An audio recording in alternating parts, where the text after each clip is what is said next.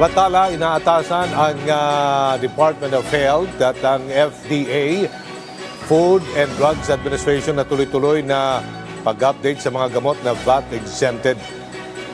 Sa programang Bagong Pilipinas ngayon, sinabi ni Attorney Pamela Sevilla, tagapagsalita ng FDA, na kabilang dito ang mga bagong gamot sa diabetes, high cholesterol, cancer, tuberculosis at kidney disease.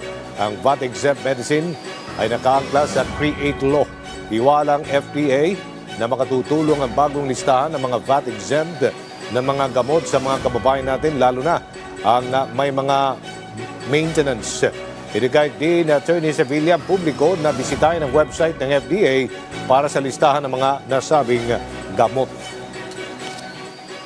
Kung kayo po ay may pangangailangan sa mga gamot na ito, maaari niyo pong i-check yung aming website para po makasiguro kayo na bago po kayo bumili ng isang gamot ay sigurado po tayong VAT exempt, mas mababa po ang ating mas mababa po natin silang mabibili at mas makakagaan po ito sa ating mga bulsa. So, yun naman po ang reason why we always update our list kasi itong mga sakit po na ito is usually yung prescription medicine na matataas po ang presyo.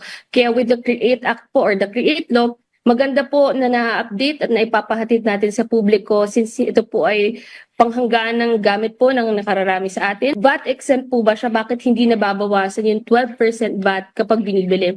So itong VAT exemption po kasi na ito ay beneficial po doon sa business or enterprise na nagmamanufacture ng gamot.